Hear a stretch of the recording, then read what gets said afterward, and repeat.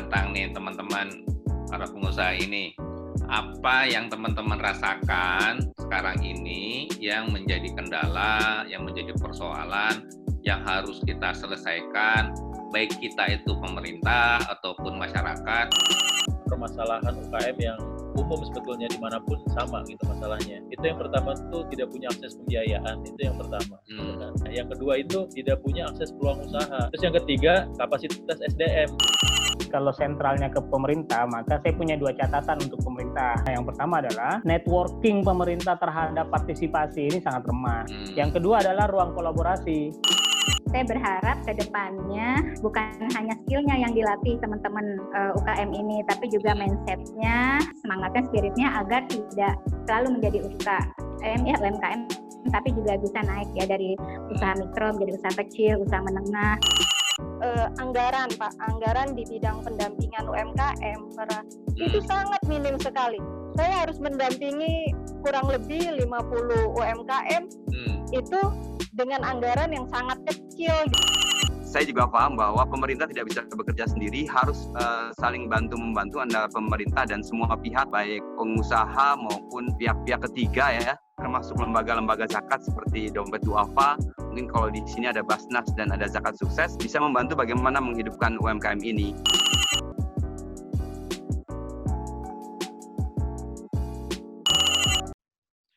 Bismillahirrahmanirrahim. Assalamualaikum warahmatullahi wabarakatuh. Waalaikumsalam warahmatullahi wabarakatuh. Selamat malam warga Depok semuanya. Selamat malam. Tamu saya pada malam hari ini bersama Pak Imam Budi Hartono, Pak Wondo Abdul Karim, Pak Galih Pandekar, Pak Bambang Suyarman, dan ada beberapa lagi nanti yang akan hadir, saudara-saudara sekalian, yang akan berdiskusi dengan saya pada malam hari ini terkait dengan Kota Depok, khususnya masalah bisnis, ekonomian, masalah usaha, dan hal-hal lain yang terkait dengan itu. Bincang kita malam ini akan lebih seru karena yang menjadi panelis cukup banyak. Ya, mudah-mudahan bisa memberikan pencerahan dan informasi penting buat kita dan buat Kota Depok yang kita cintai ini. Baik, saya sapa dulu satu-satu nih. Pak Wondo Abdul Karim, mana Pak Wondo? Pak Bambang Suyarman, apa kabar Pak Bambang Suyarman? Baik Pak Pri, alhamdulillah sehat. Alhamdulillah, Pak Bambang tetap semangat selalu. Pak Wondo, nah udah kelihatan wajahnya, Pak Wondo sehat? Alhamdulillah. Alhamdulillah. Sehat. Terima kasih sudah berkenan hadir bersama kita pada malam hari ini. Satu lagi tadi yang sudah hadir, Pak Galih Pandekar. Apa kabar Pak Galih? Ya, alhamdulillah baik Pak Pri. Alhamdulillah. Pak Imam. Alhamdulillah, makasih banyak udah bisa bergabung nih Pak Pri dengan teman-teman yang menjadi tulang punggung sebagai pengusaha di Kota Depok. Oke, alhamdulillah. Terima kasih juga Pak Imam sudah hadir. Siapa lagi yang sudah hadir? Bu Nining ya, Pak Widiantoro Baroto. Assalamualaikum. Waalaikumsalam. Apa kabar Pak Widi? Baik, alhamdulillah. Alhamdulillah. Baik, Bapak-Bapak dan Ibu sekalian, tadi ada ibu-ibunya juga, kita akan bincang-bincang. Yang pertama saya akan menanyakan dulu ini para tokoh-tokoh ekonomi kita, singkat aja, perkenalan diri masing-masing mungkin 1 menit atau 1,5 menit aja ya. Perkenalan diri, usahanya apa, kemudian ya bidangnya apa gitu ya, anggotanya berapa, bergeraknya di aspek apa aja. Silakan, singkat aja, Pak Wondo Abdul Karim. Masya Allah. Bismillahirrahmanirrahim. Assalamualaikum warahmatullahi wabarakatuh. Ya, alhamdulillah, Ana usaha di bidang packaging, manufacturing.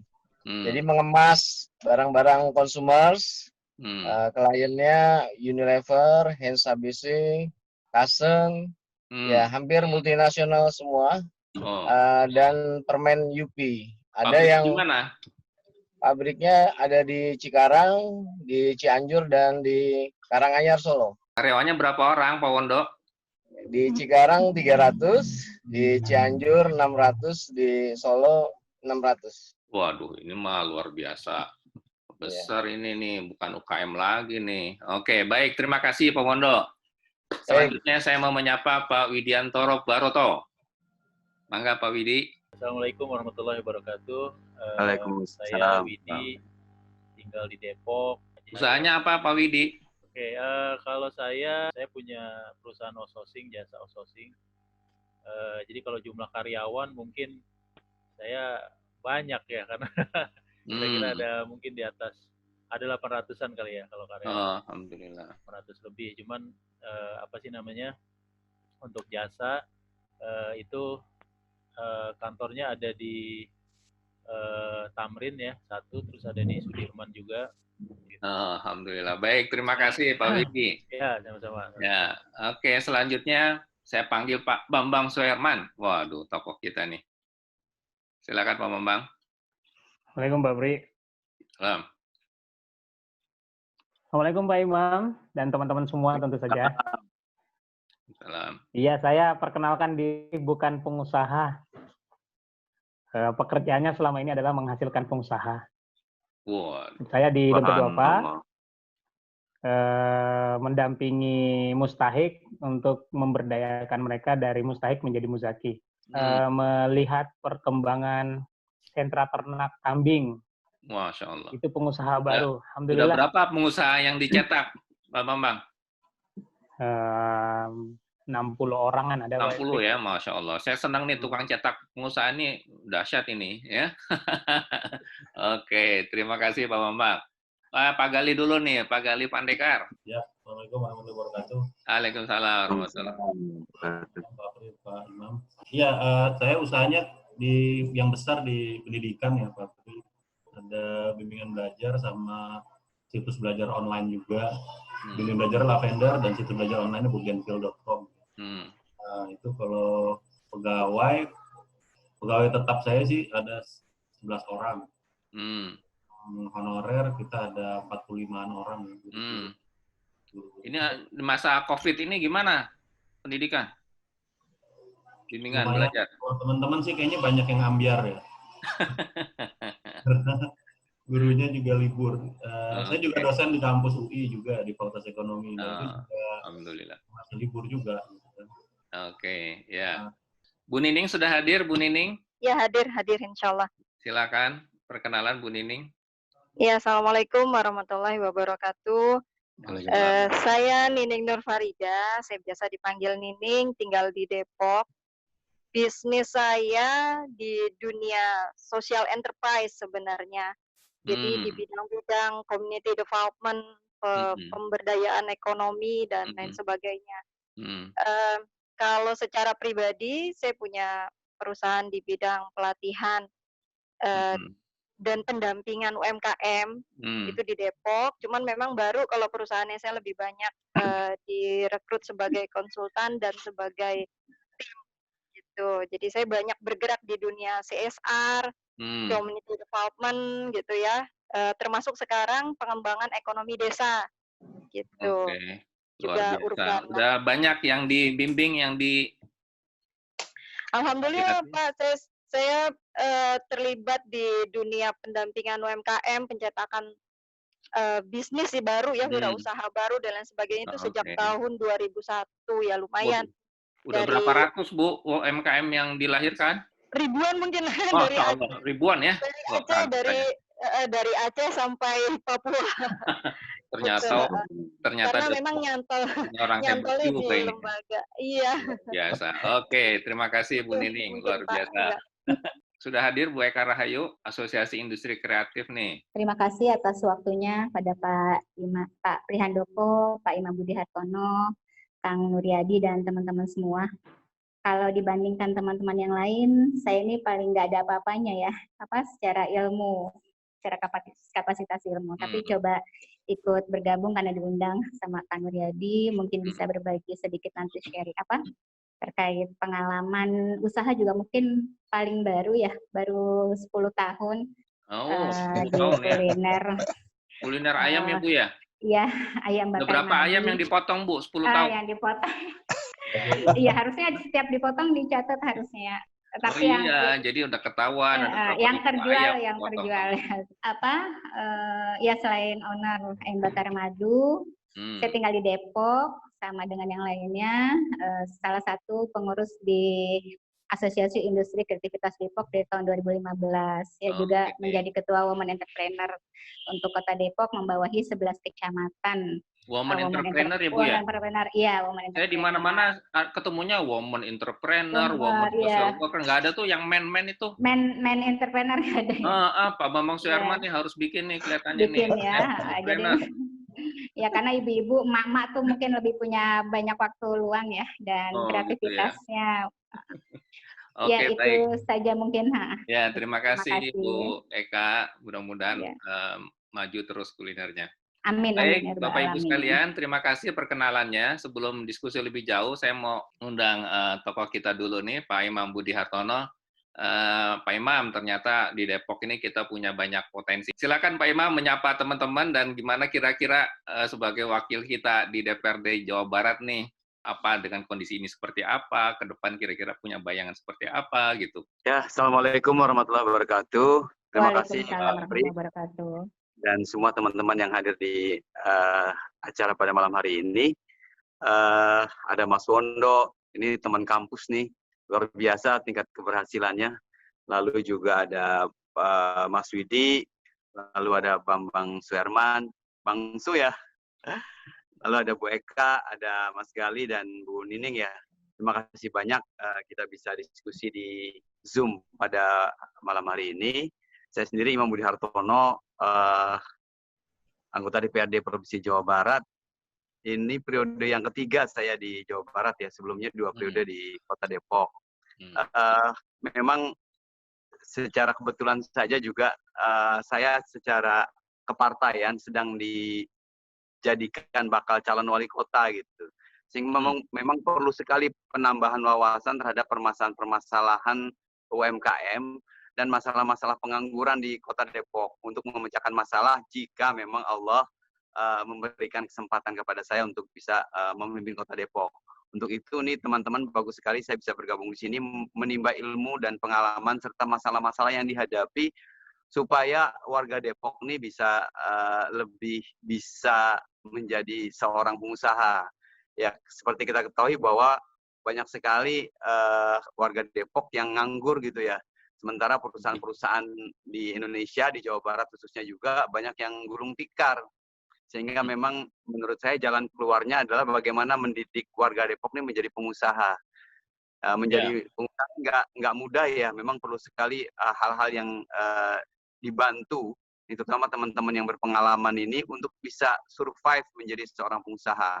Justru saya ingin mendengar permasalahannya sehingga nanti kita bisa mengambil kebijakan sesuai dengan masalah yang kita hadapi. Oke, siap. Saya mau menantang nih teman-teman para pengusaha ini.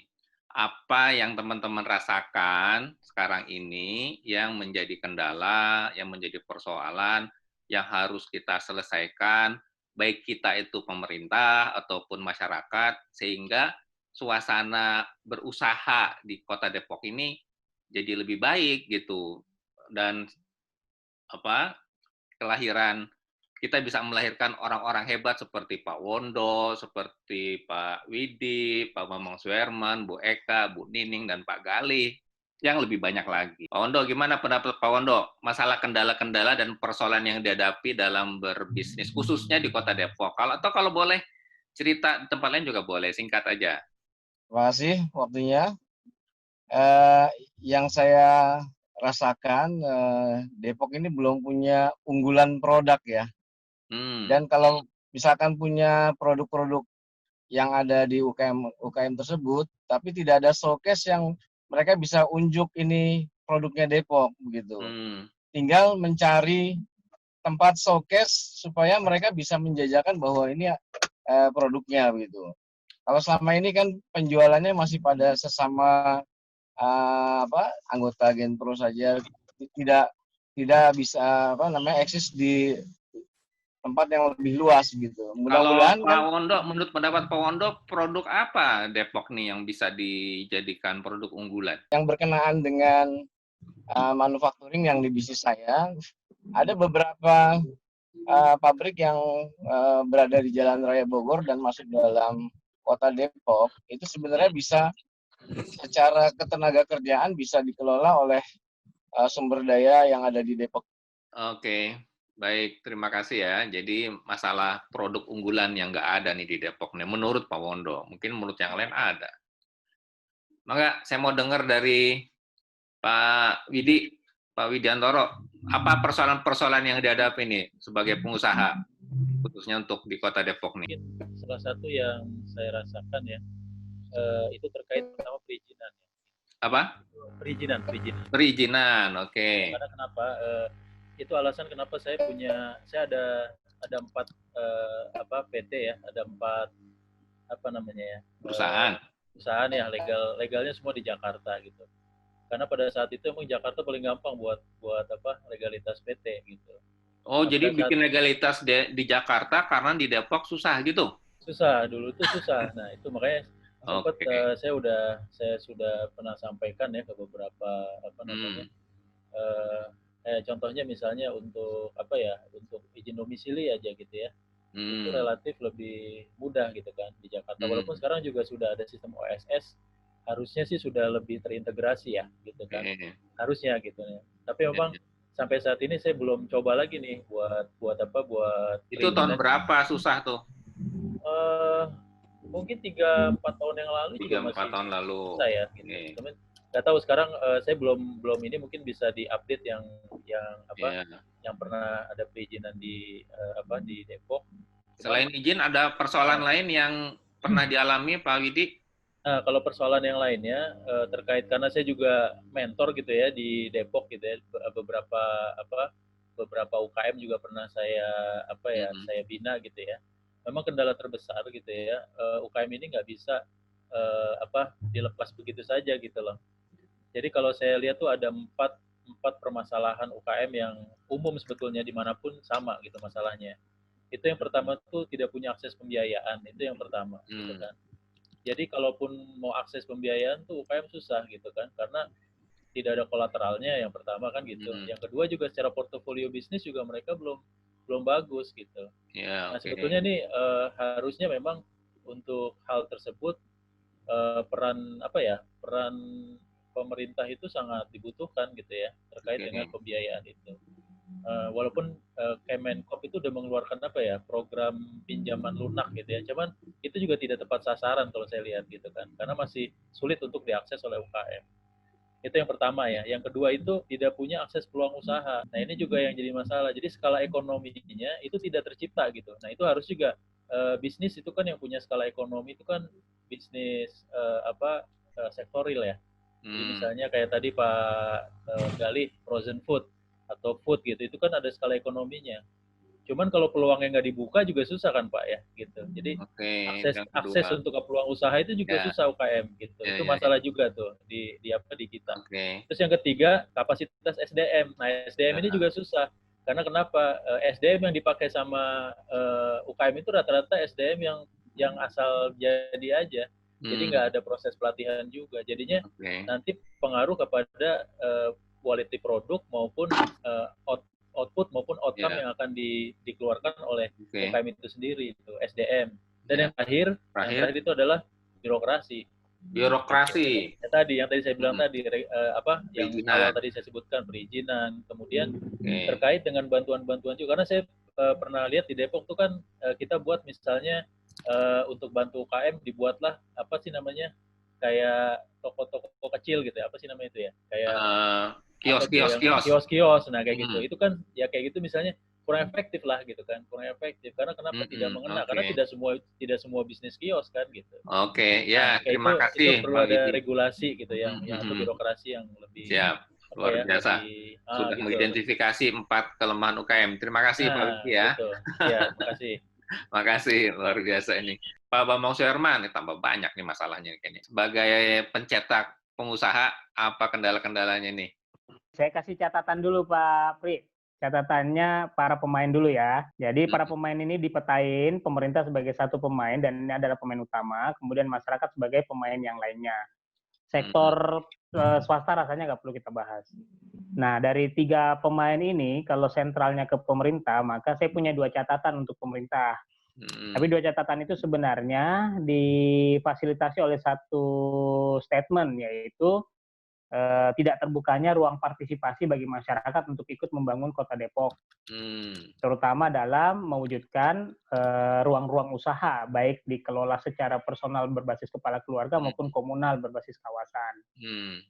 Nah, kalau diderivasi ke bawah, maka ada dua catatan pentingnya. Yang pertama adalah networking pemerintah terhadap partisipasi ini sangat remah. Saya lihat pemerintah sebenarnya lebih banyak berpikir bahwa semua permasalahan Depok bisa diselesaikan sendiri. Nah, sementara isi kepala pemerintah seringkali tidak sama dengan isi kepala masyarakat. Nah, sehingga ada semacam tepuk tangan yang tidak bersentuhan gitu. Jadi bertepuk sebelah tangan. Yang kedua adalah ruang kolaborasi. Di satu sisi saya harus mengapresiasi bahwa pemerintah memberikan skema-skema bantuan yang sifatnya cukup banyak atau stimulan yang sifatnya cukup besar. Tetapi karena ruang networking-nya tidak terbangun, maka ruang-ruang bantuan itu hanya melekat pada lingkaran networking yang terbatas. Parahnya, lingkaran-lingkaran networking yang terbatas ini punya mindset project terhadap opportunity yang tersedia. Sehingga basisnya adalah penyelesaian tanggung jawab secepatnya, agar laporan masuk secepatnya. Jadi orientasi untuk membangun sustainable product dengan impactful itu rasanya terlalu lemah lah. Itu aja Pak Pri, dua catatan besar saya. Luar biasa, ini kalimatnya abstrak semua nih. Saya mau minta pendapat Bu Eka nih yang langsung bersentuhan dengan masyarakat di Depok yang sebagai usaha dan udah memotong ribuan ayam. Ribuan ayam. Ya, Bu Eka? Ya, kalau saya harapannya ya atau masukannya, selama ini kebetulan asosiasi yang saya ada berada di bawahnya itu kebetulan juga salah satu binaan Pemkot. Jadi senantiasa dapat kesempatan ya untuk membernya, untuk anggota-anggotanya UKM mendapatkan fasilitas untuk meningkatkan kapasitas ilmunya sebagai pengusaha. Tapi kalau saya boleh saran, bentuknya bagaimana apa, Bu? Ya bentuknya kapasitasnya bentuknya apa, Bu? Kebanyakan selama ini bentuknya pelatihan skill ya. Skill. Nah, harapan saya bukan hanya skillnya saja yang ditingkatkan. Kalau selama ini kan ada pelatihan sablon gitu ya, kuliner, terus untuk PIRT, dari sisi kesehatan dan sebagainya. Tapi saya berharap ke depannya bukan hanya skillnya yang dilatih teman-teman UKM ini, tapi juga mindsetnya, semangatnya, spiritnya agar tidak selalu menjadi UMKM, tapi juga bisa naik ya dari usaha mikro menjadi usaha kecil, usaha menengah, dari bisa meningkatkan omset, menambah aset. Jadi harapannya juga ada pembekalan itu dari program pemerintah buat teman-teman di bawah ya, di UMKM. Yang udah dilatih naik nggak, Bu? Itu. Kenapa? Yang sudah dilatih naik Alhamdulillah nggak? selama ini naik, tapi naik. Cuma kadang-kadang ada program yang digulirkan hanya untuk pengguguran program. Seperti ya kayak tadi salah satunya program sablon kayak gitu yang mengikuti ibu-ibu yang sebenarnya usahanya usaha yang lain tuh, usaha kuliner, usaha apa. Jadi usaha kuliner latihannya sablon. Nah, itu kan gitu kurang pas ya, tidak tepat sasaran. Jadi bagaimana ketika itu kayak tadi kita minta masukan ya dari masyarakat atau dari para pengusaha itu apa yang dibutuhkan. Jadi sesuai yang diberikan oleh pemerintah, dana-dananya juga turunnya pas gitu. Itu aja mungkin Pak Trihandoko. Terima kasih Bu Eka. Berarti pemerintah sudah melakukan apa yang tadi diomongkan oleh Pak Widi dan Pak Bambang Suherman. Cuma mungkin belum efektif. Semuanya tepat, belum efektif. Oke, terima kasih Bu Eka. Ya, sama-sama. Pak Gali, komentarnya.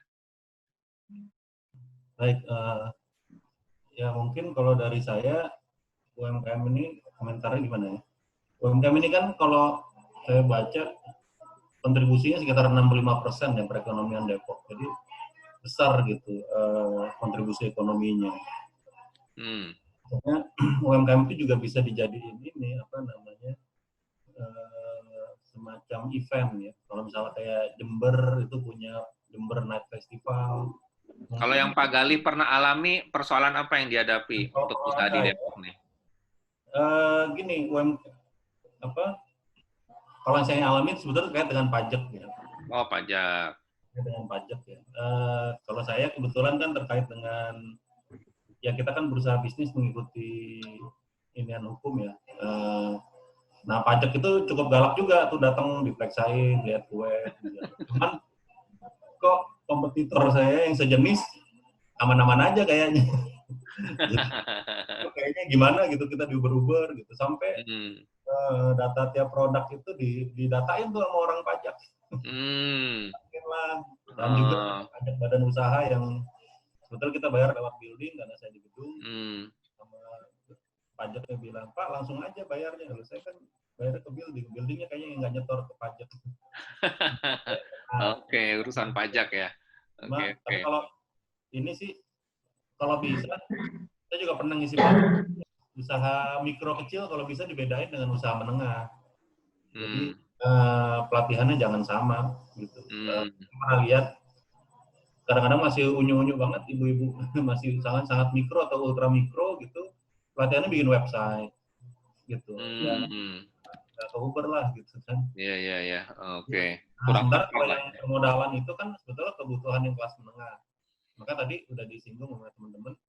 Oke. Dibedakan gitu kebutuhan antara mikro kecil dengan yang menengah. Iya. Sama lah ya persoalannya ya.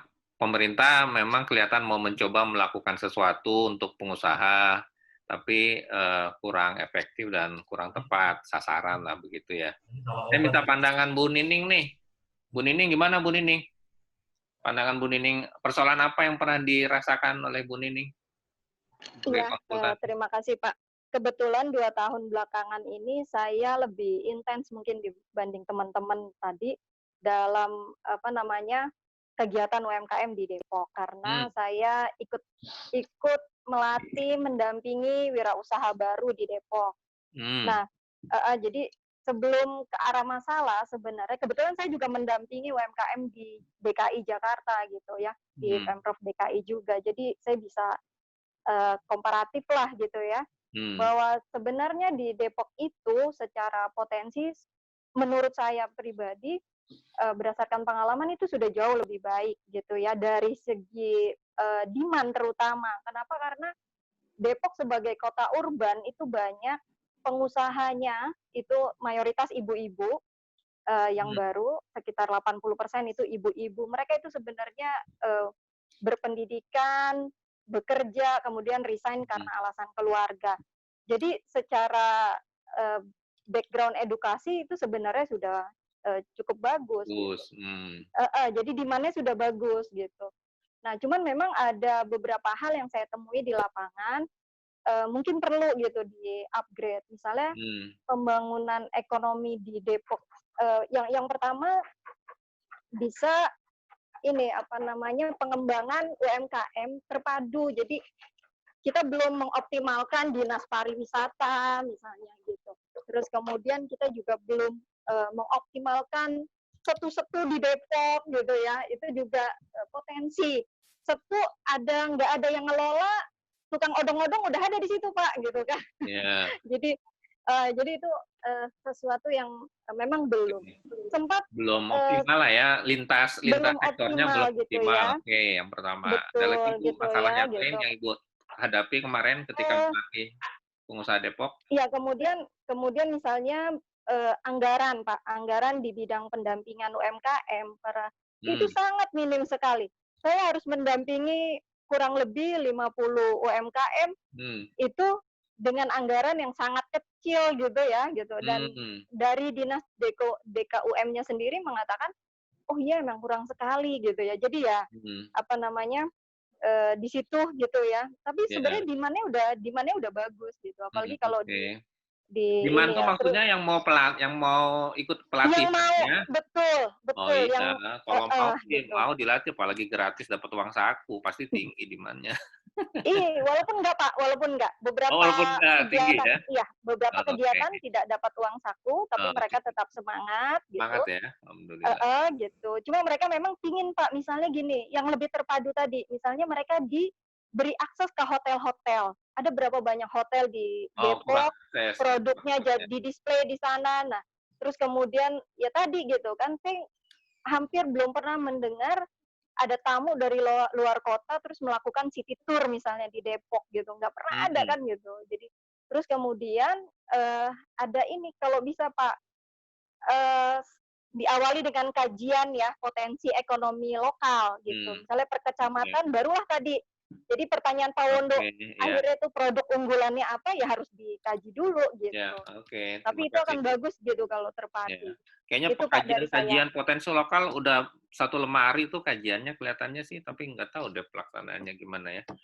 Nih kelihatannya banyak nih. Kalau makin banyak orang yang saya tanya, tambah lagi nih nanti daftar masalah yang saya catat ini.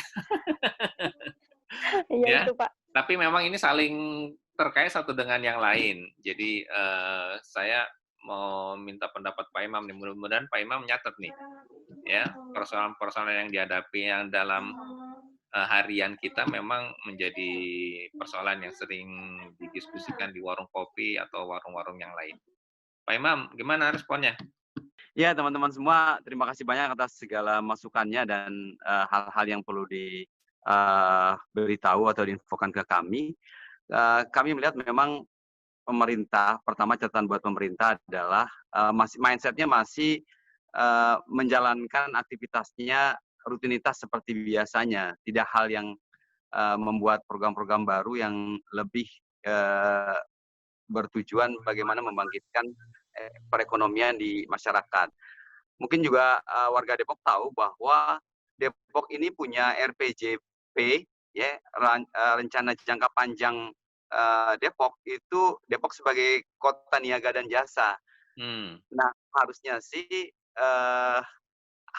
ditekankan sekali masalah niaga dan jasa ini bukan sekedar para pengusaha besar ya, tapi harusnya warganya juga bisa partisipasi. Yang saya garis bawahi adalah memang pengusaha-pengusaha mikro dan menengah yang mungkin untuk meningkatkan perekonomian di Kota Depok. Sehingga dari RPJP ini membuat kita sebagai pemangku pejabat di Kota Depok fokus terhadap permasalahan UMKM yang ada di Kota Depok. Dengan cara apa? Kalau saya lihat tadi dari omongan Bu Eka bahwa kebanyakan memang tadi kelihatan sekali rutinitasnya, belajar sablon, belajar salon, dan lain sebagainya ya. Saya lihat hanya dari situ-situ dan tidak menghasilkan sebuah pengusaha baru yang bisa menambah mengurangi pengangguran maupun menambah geliat dari perekonomian di Kota Depok. Ke depan sih saya memang mudah-mudahan teman-teman bisa ngebantu terhadap rencana yang akan saya buat. Ide saja ini, mudah-mudahan nanti bisa dibantu teman-teman karena saya juga paham bahwa pemerintah tidak bisa bekerja sendiri, harus saling bantu-membantu antara pemerintah dan semua pihak, baik pengusaha maupun pihak-pihak ketiga ya, termasuk lembaga-lembaga zakat seperti Dompet Duafa. Mungkin kalau di sini ada Basnas dan ada Zakat Sukses, bisa membantu bagaimana menghidupkan UMKM ini. Dengan cara memang yang saya sudah pikirkan tentang membangun 5.000 pengusaha baru di Kota Depok. Nah, gimana ini caranya? Sekali tadi. Ya? Caranya gimana? Caranya itu adalah tadi dengan ilmu yang tadi teman-teman sampaikan, maka capaian untuk mendapatkan pengusaha baru sebanyak 5.000 ini kita bisa wujudkan dengan macam-macam ya, dengan tadi kendala-kendala yang diungkapkan oleh teman-teman, kita bisa satu persatu kita hilangkan, misalkan masalah perizinan, masalah birokrasi, masalah permodalan, masalah mentor, dan seterusnya. Nanti kita rumuskan bersama untuk mewujudkan itu. 5.000 ini nanti akan terdistribusi ke kelurahan. Jadi kalau kita punya 63 kelurahan, maka 5.000 kan kurang lebih berarti satu kelurahan kurang lebih 100 orang lah selama 5 tahun gitu. Berarti satu tahunnya kurang lebih 10 orang pengusaha baru. Dan ini menjadi real gitu ketika kita membuat program itu dan terukur jadinya ketika ada program yang terkait masalah membangun pengusaha baru itu. Kalau selama ini kan saya lihat nggak ada ukuran evaluasi terhadap program-program yang ada di pemerintah, termasuk tadi misalkan sudah menjalankan pelatihan sablon, ya sudah. Tapi hasilnya apa? Tidak ada. Nah, hasil yang ingin saya capai adalah tadi 5.000 pengusaha baru di Kota Depok. Tadi ada poin yang penting tadi dari Pak Bambang Suyarman nih. Jadi pemerintah tidak terbuka, networking-nya lemah, kolaborasinya nggak ketahuan ada di mana. Kalau pemerintah mau ikut berpartisipasi, pintunya di mana? Ya, justru itu. Tadi saya sampaikan bahwa ketidakterbukaan itu karena pemerintah tidak membuat kebijakan yang pas ya terhadap permasalahan-permasalahan yang dihadapi oleh UMKM. Nah, ke depan memang tadi sebelum dibuat kebijakan, maka kita harus ada pembicaraan ya dengan para semua pemangku kebijakan, semua yang terlibat dalam masalah UMKM ini supaya clear gitu dan jelas kerja apa yang mau dilakukan. Lalu ada reward, ada punishment juga kalau dari birokrasinya yang mereka lakukan tidak sesuai apa yang kita sepakati bersama. Termasuk misalkan masalah perizinan ya. Ketika perizinan menjadi sulit, maka saya juga sering mendapatkan laporan itu. Tapi ketika ditegur, maka akan menjadi mudah. Tapi memang tidak dibarengi dengan punishment. Harusnya ada punishment sehingga yang melakukan itu kapok gitu. Nah, ini nggak ada dilakukan seperti itu. Yang kedua memang kebijakan anggaran. Kebijakan anggaran yang ada di pemerintah ini untuk UMKM memang masih lemah. Persis yang dikatakan oleh teman-teman tadi bahwa untuk biaya mentor saja kecil gitu. Nah, ini kan padahal dibutuhkan. Dan sekarang memang sudah saatnya Depok menggeser anggarannya di bidang UMKM. Karena mungkin infrastruktur jalan sudah bagus ya dan lain sebagainya, sehingga memang penggeseran anggaran di bidang SDM ini juga harus kita lakukan. Ya, saya garis bawahi. Yang pertama, Pak Imam punya program 5.000 pengusaha baru. Yang kedua, siap berkolaborasi dengan teman-teman pengusaha swasta.